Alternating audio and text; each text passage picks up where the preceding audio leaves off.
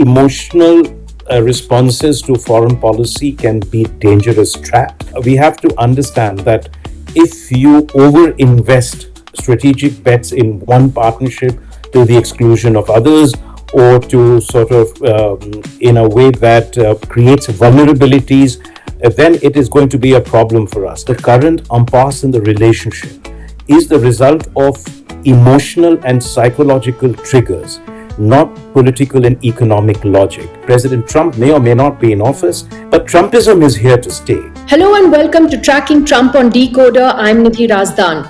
Well, this is the photograph that has made headlines in newspapers all around the world. This picture of Prime Minister Modi with President Xi Jinping of China and President Vladimir Putin of Russia on the sidelines of the SCO Summit that was held in China just a few days ago.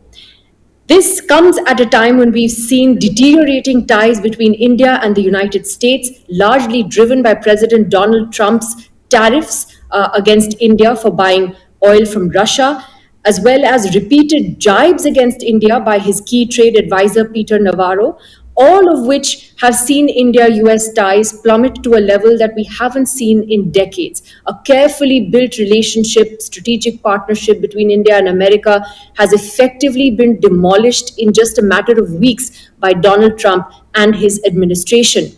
Now, at this time, the question is, should India be wary of jumping into the arms of China?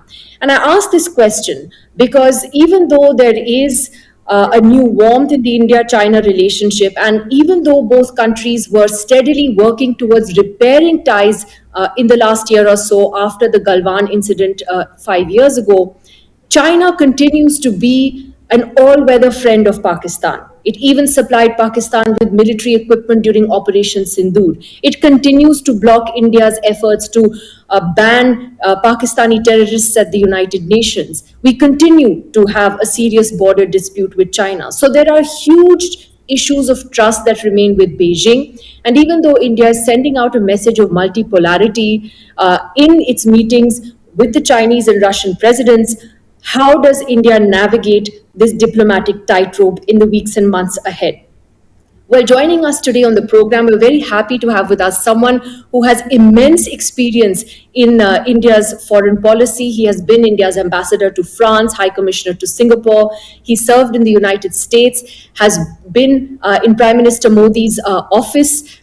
In fact, has written many of Mr. Modi's speeches as well. Ambassador Javed Ashraf, it's wonderful to have you on DeKoder today. Thank you very much for joining us. Pleasure to join you, Nidhi.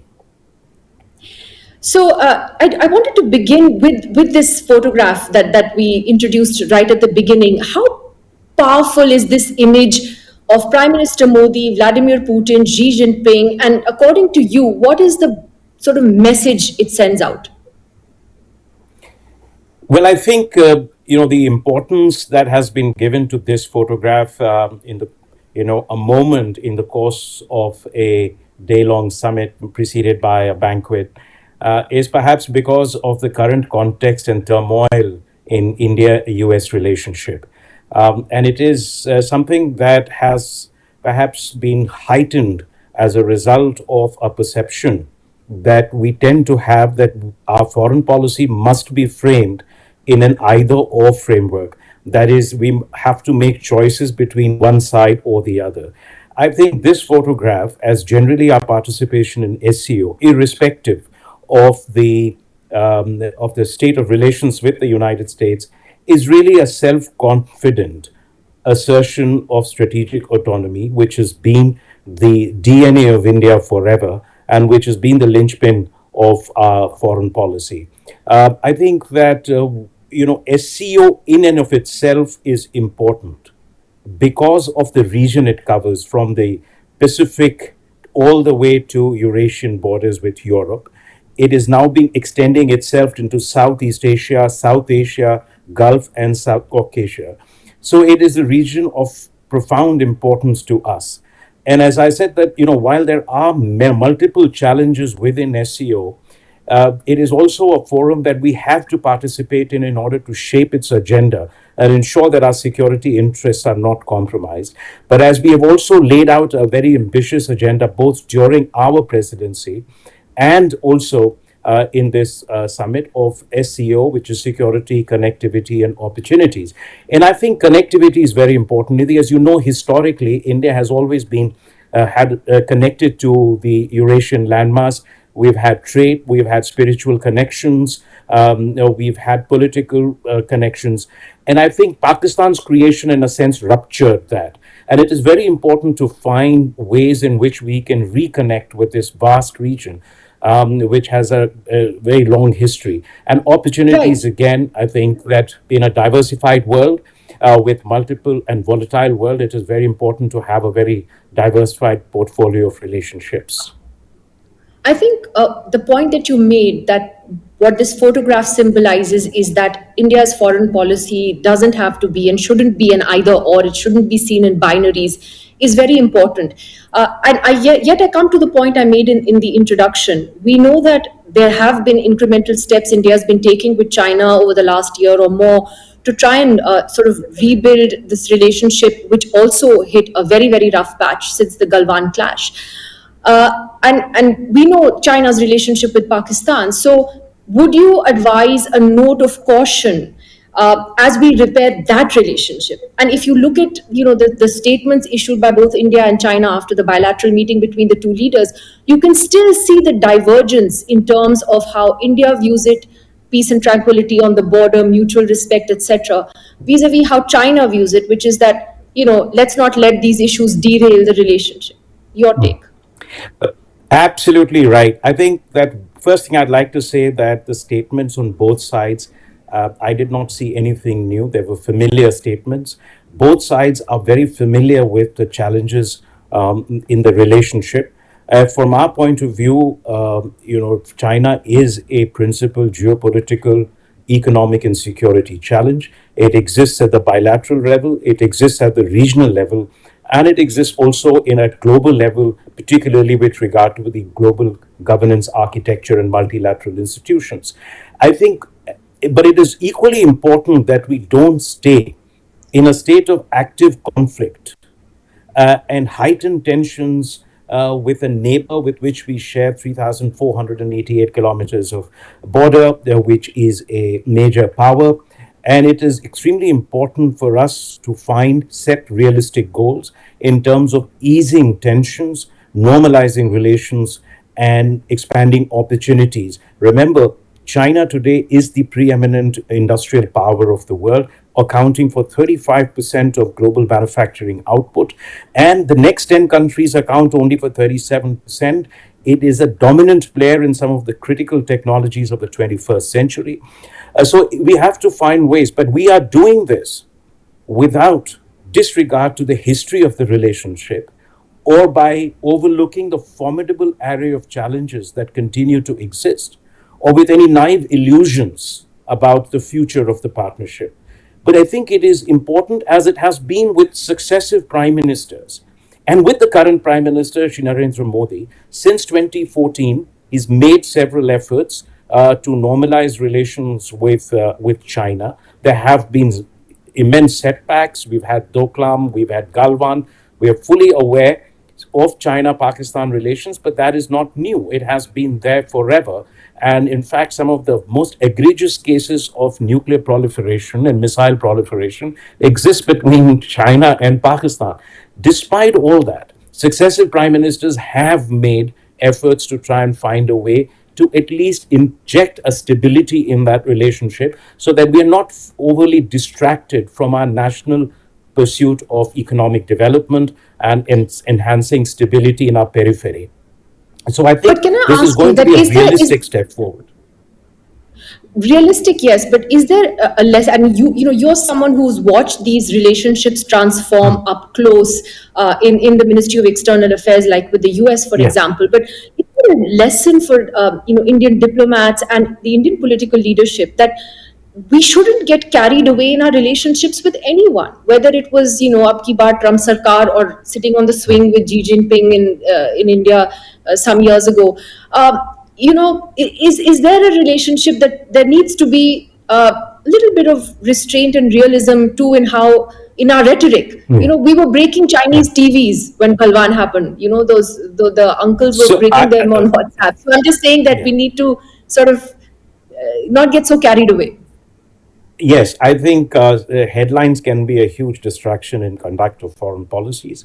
I think that a lot of this hyperbolic reaction, particularly after the SCO meeting, was in our media and in the public domain. And in a sense, it sounded like we were, in a naive way, heading headlong into a tight embrace with President Xi and President Putin because on a rebound from an American rebuff.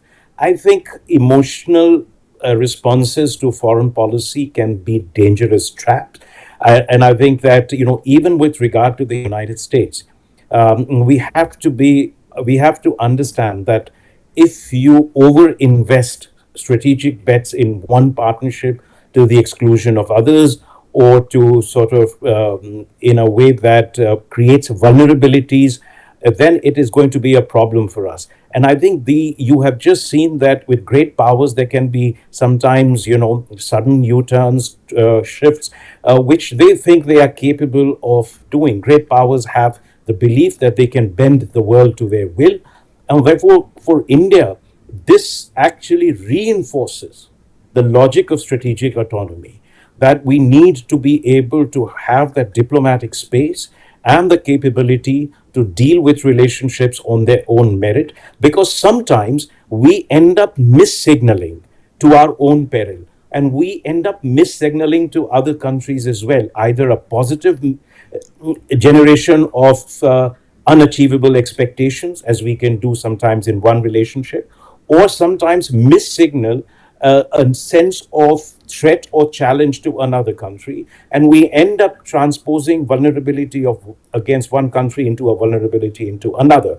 So the need for a sober, pragmatic, a realistic approach to foreign policy is essential, and I don't think that you can necessarily fault the government on this. Foreign policy sometimes involves optics, and sometimes does involve rhetoric. But for the practitioners of foreign policy, the followers of foreign policy, the experts, the media, they need to be able to distinguish between the rhetoric and the reality.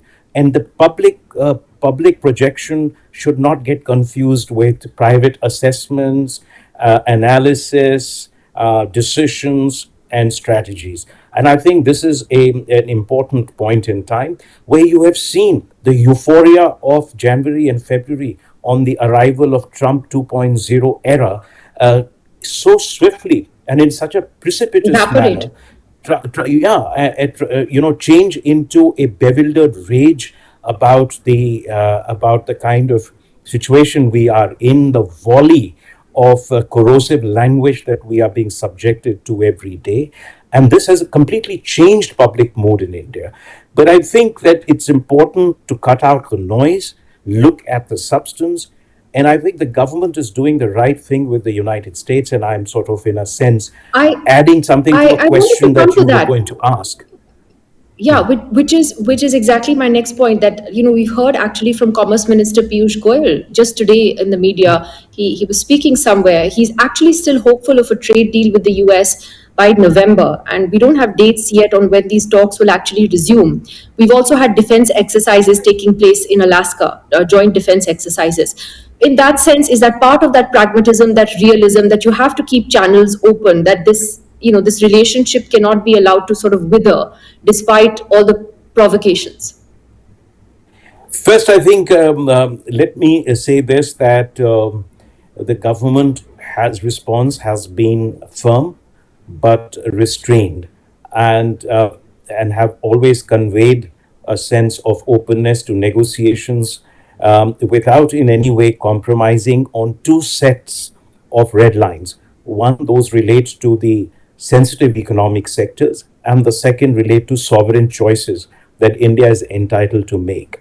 But as we all know, that the current impasse in the relationship is the result of emotional and psychological triggers, not political and economic logic.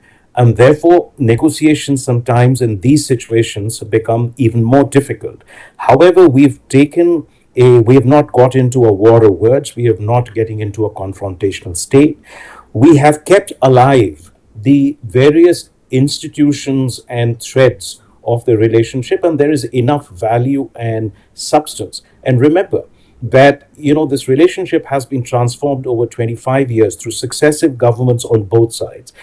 Both sides have recognized that this is a sui generis relationship which will have tensions and limitations between a unipolar inclined and America with its neat dichotomy of allies and adversaries, and in India with strong proclivity to multipolarity and strategic autonomy.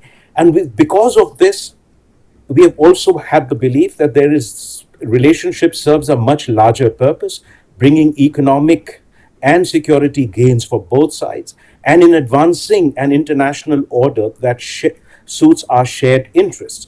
Now, I believe that this logic has not diminished or has not in any way changed, though the geopolitical contexts keep shifting, keep changing, and we both sides keep adapting to it. So we are not taking a position that we'll shut the doors or we will bring up walls and we are not going to communicate with each other. But then, we also have can to I be can I mindful. It ask isn't you? just, Then, no, let me just add one line on yeah, this. yeah. It isn't just what India and the US do with each other. What US does with the rest of the world and what the rest of the world does with the United States will also have a role in the course of the next few months on India-US relationship, on the way the United States or President Trump looks at India. For example, his great desire for a breakthrough on or peace between Russia and Ukraine. Ukraine may come unstuck, and that may change his entire calculus. And at this point of time, it doesn't look like there can be a settlement on terms that will be mutually acceptable to Russia and Ukraine or to Europe, and therefore that may change how his equation with President Xi, the trajectory of US-China engagement evolve. All of that will play a role in the calculations in Washington, D.C. also. They will also measure the consequences, as they are already doing, of the possibility of a rapprochement between India and China and closer relationship between India, China, and Russia, as also in the diminishing US influence in Southeast Asia. That is, any number of surveys have But shown, then, because the can United States has, yeah. Yeah, sorry, just to ask you on that point where you said, and this is just the last couple of questions, that India is obviously not shutting the door, but look at Peter Navarro, President Trump's key trade advisor. Every day there is a new sort of insult hurled at India. The language is, as you said earlier, corrosive. Why do you think that that is happening? If you see that the entire Trump establishment, starting with President Trump, is in the habit of speaking in this kind of a language. I sometimes wonder it is as a result of their political culture, of this particular set of people. It's because I'm sure that's the language they also use in their personal lives with friends and with family, and that is very unfortunate. But we are obviously, there is a great deal of anger and outrage over the kind of statements that he's making. But I think it is equally important to go through the noise, disregard some of that aspect, but it's really then see where there are opportunities and openings to re-engage. But remember, as I said, that the triggers are emotional and psychological. That makes it even more difficult for us to have a rational conversation at this point of time. And I think it will be very important from India's standpoint that it is the United States, whoever it is, that starts making the first moves in re-engaging with us. But it is going to take a lot of effort to rebuild this trust. And remember, we still have 3.5 years of this administration ahead of us. And beyond this, also, I can assure you that President Trump may or may not be in office. And I'm saying may or may not because I don't know what he might do with the constitutional provisions. But Trumpism is here to stay. And he's already anointed equally vitriolic, sometimes people, to as his apparent successors. And so we are going to be dealing with a very different America. And this is something we will also be taking into account. So it may not be business as usual as it was, but it is something there where practical, pragmatic interests are also involved, particularly with regard to market, technology, finance, That's right. the digital area, etc. So I think they will remain important for our national transformation. And I think our capacity to negotiate with all the major powers depends on how we engage with the other major powers. So, which means that our relationship with Russia or China will have a bearing on our engagement with the United States or the way the US looks at us. Equally, our relationship with the US will have also a bearing on how Russia and China look at us. But as I said, mis-signaling or over-signaling, exaggerated projections can have lead to miscalculations, misjudgments, and can create problems in the relationships. Well, I think that was a pretty comprehensive take on what has been a very busy week for Indian foreign policy. And as you and I were discussing offline earlier, it's actually good to see foreign policy making it to the front page of the newspapers as opposed to other stuff. Javed Ashraf, thank you very much for joining us today and giving us your perspective, a story that we continue to track every week. There's so much happening in the India-US relationship and how the US, of course, is dealing with the rest of the world as well. Thank you. And we'll be back again next week for more on tracking Trump. Never a dull moment. See you then.